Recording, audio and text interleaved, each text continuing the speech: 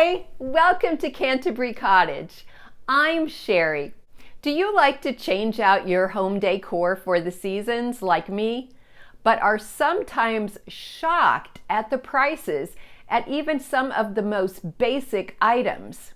Well, today I'm going to show you how I replicated some of my favorite spring decor at a tiny fraction of the cost. So if that sounds good to you, let's get started.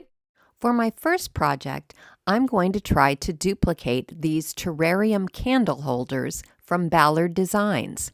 For my bases, I'm going to be using the metal canopy from an old ceiling light fixture and a thrifted ceramic candlestick. I painted both with a couple coats of hazelnut chalk paint. Then I pulled a glass jar and vase from my stash that were the right size for my bases. I hot glued a small piece of styrofoam inside each glass jar and covered it with sheet moss. I surrounded the styrofoam with pieces of reindeer moss, and then I added small stems of greenery, sticking them into the styrofoam. I used E6000 to adhere the glass jars to the painted bases, and then I applied a coat of white wax to the bases, dabbing off the excess. I found 2 metal lids in my stash that would fit over the top of my glass jars, and I spray painted them black.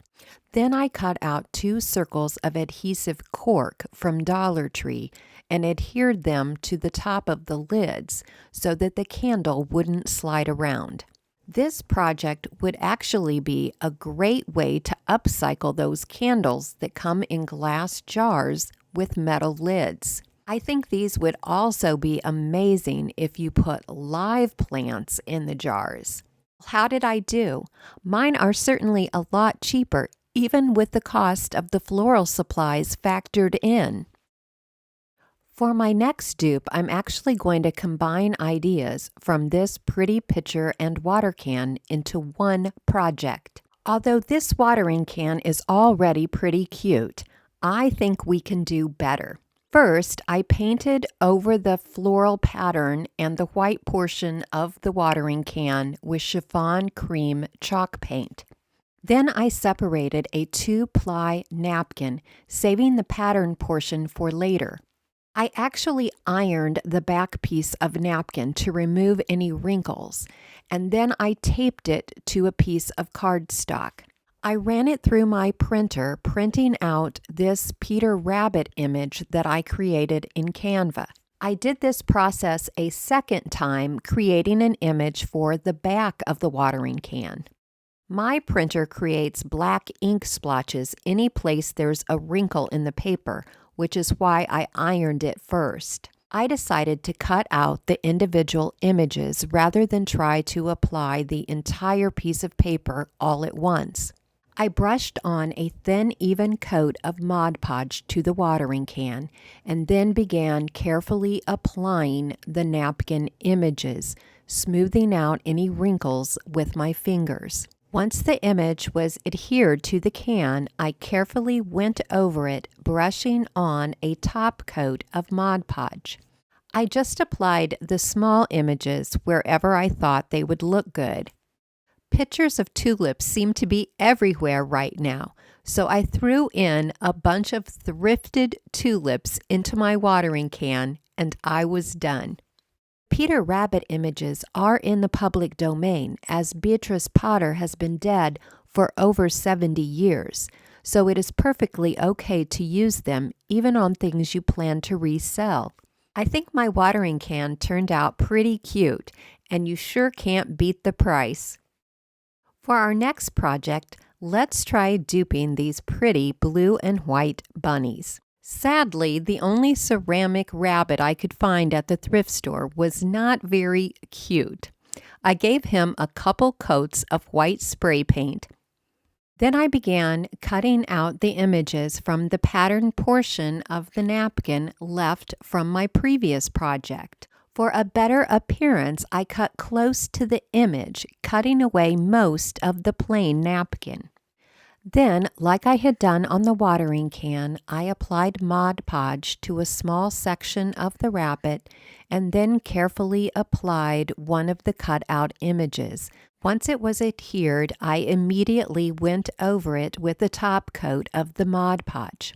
I thought about putting a bird's nest in the egg, but instead put a small piece of styrofoam down in the bottom and then added some greenery and flowers and Spanish moss.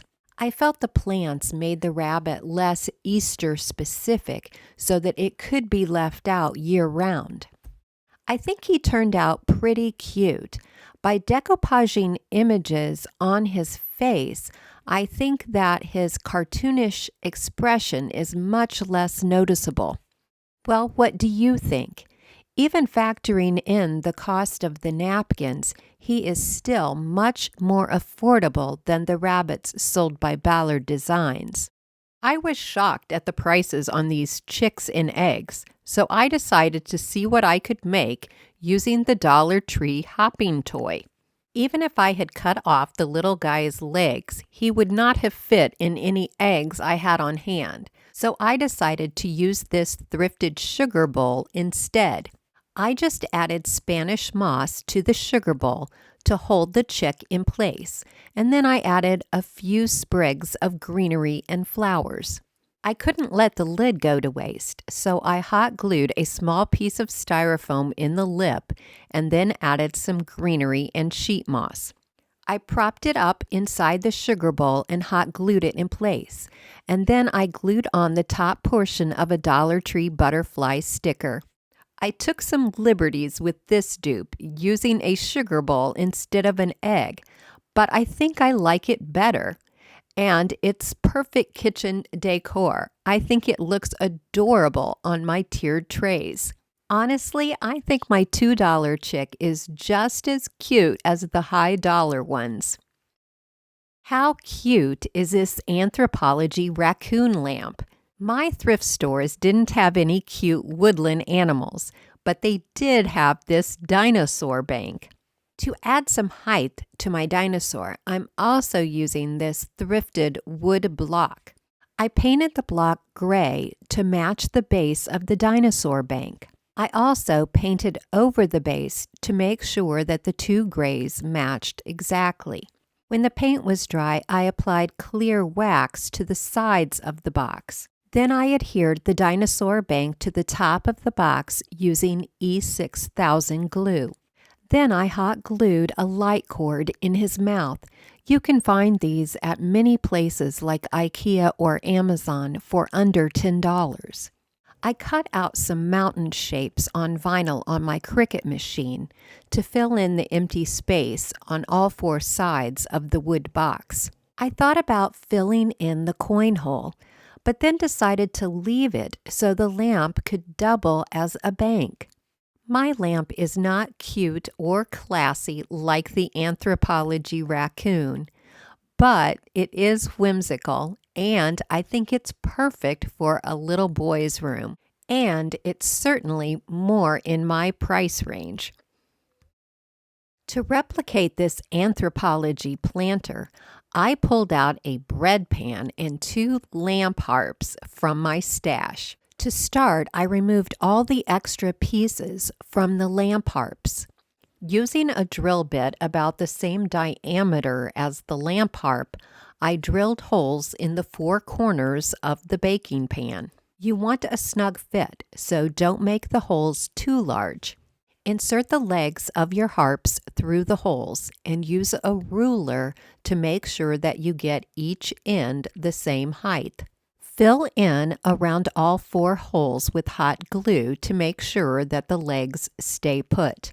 If you want a sleek, modern look like the Anthropologie planter, spray paint your pan. I wanted a more rustic look, so I painted mine with green chalk paint.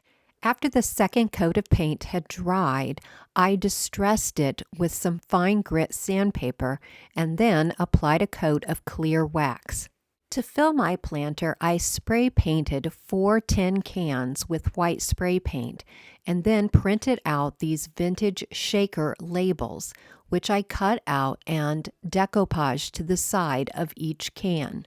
I filled each can with packing styrofoam and then topped it off with coffee. I added inexpensive greenery stems to the styrofoam in each can. I think this would be really cute with live herbs planted in each of the cans. I also think it would look good without the cans and just putting dirt and live plants directly in the pan. At the last minute, I decided to spray paint the pan with green apple spray paint. I think I like it better. Which one do you like better? Because I used greenery left over from other projects, this was very inexpensive to make. I about choked over the price of this Pottery Barn forsythia arrangement. And if you saw last week's video, you know how I'm going to dupe this. I bought some forsythia and yellow wildflower stems at Dollar Tree and pulled all of the flowers off. Then I began hot gluing them to branches I found in my yard. The flowers labeled forsythia had little tubes that allowed me to hot glue them to the ends of the branches. But the ones labeled wildflowers came with these great leafy stems that I used in another project. I used a glass vase that I already had, but I see similar vases at the thrift store all the time for just a few dollars. I prefer the sparser, more natural look, so I only used 4 bouquets of Dollar Tree flowers, but you could use more if you want a fuller look. You could also add simulated water to your vase to hold your branches permanently in place, but I prefer being able to rearrange my branches. For under $10, I think mine turned out pretty good. While shopping at a local store, this metal butterfly in a cloche caught my eye. To dupe it, I would use the Dollar Tree cloche, but create a more substantial base using a coaster and a wood round that I had on hand. I used super glue to glue the 2 pieces together, and then I glued a metal photo clip that I happened to have into the hole that was already drilled in the wood round. I gave it a couple coats of metallic gold spray paint. I removed the hook wires from a set of butterfly earrings that I purchased at Walmart, and then I super glued one of the butterflies to the metal clip. You could use a small craft stick if you don't have a photo clip handy. I decided to paint the top of the wood round black for contrast. I was originally going to use a butterfly charm for a necklace, but I couldn't find one that I liked. And so when I saw these butterfly earrings for under $5 at Walmart, I thought they would work perfectly for this project. Now I just need another small cloche so I can make use of the other earring. You may have seen projects similar to this rabbit dupe before, but you'll be surprised at how cute these turn out. I bought these rabbits at the Target dollar spot and covered them with 2 coats of oil-rubbed bronze spray paint. I picked up this furniture leg at the Habitat Restore for $1 and used my miter saw to cut 2 slices from the rounded lower leg section. I sanded them down to the bare wood using my orbital sander, and then I applied some golden oak stain to the 2 wood pieces. I actually picked up this stain at the Dollar Tree a few months ago. Just wipe it on and wipe off the excess. I let the stain dry overnight, and the next day I came back and glued the bunnies to the pieces of wood using E6000 glue. I have to admit, I'm really surprised at how much I like these rabbits. I really like the rawness of the wood, and I also like the metallic brown spray paint that makes the rabbits look a little bit like chocolate rabbits. And for $2 a piece, you can't beat the price.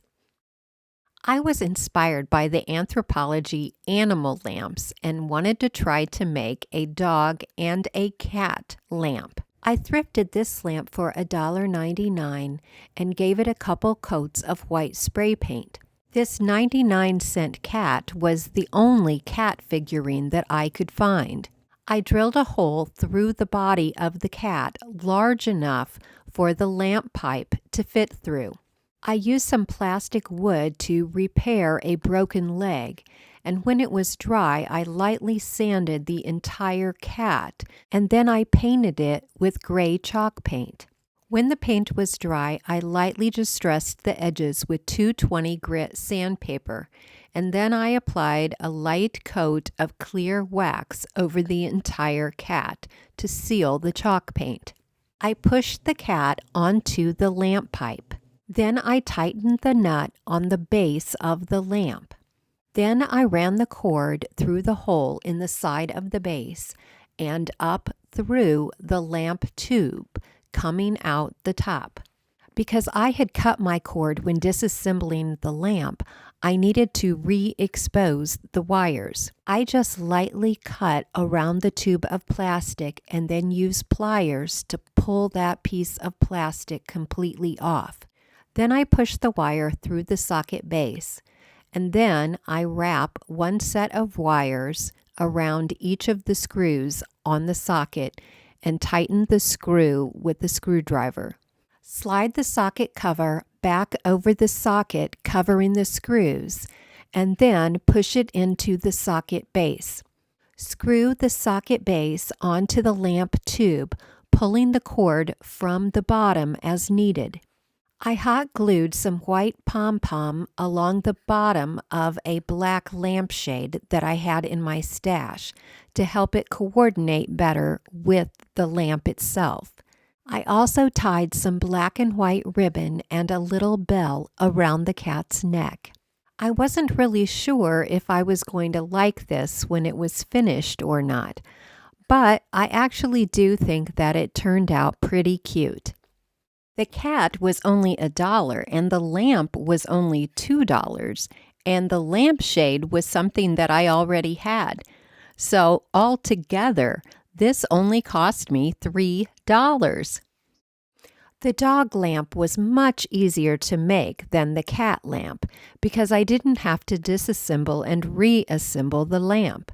I painted the lamp and the ceramic dog with black spray paint, covering the dog's eyes with some small stickers.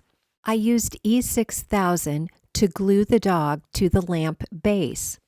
This lamp needed a small lampshade, and the only one that I had was brown, and so once again I hot glued on some trim to help the shade coordinate better with the lamp. This trim is actually something that I cut off the bottom of an old shirt. I think by spray painting the ceramic dog and the lamp the same color, it looks as if they were always meant to go together. This lamp also only cost me $3, which is about 1% of the cost of the Anthropologie lamps. I have one more thing that I want to share with you today, and that is this YouTube plaque that came in the mail recently. This means so very much to me, and I know that it would not have been possible without my family members, my dear friends, and those sweet viewers that watched and supported my channel in the early days when my audio and video quality was often pretty bad. I've said it before, but it bears repeating. I am so very thankful and appreciative of all of you who watch my channel every week, and I do not take it for granted for 1 second. So, thank you so much. And I will see you next Tuesday. Bye-bye for now.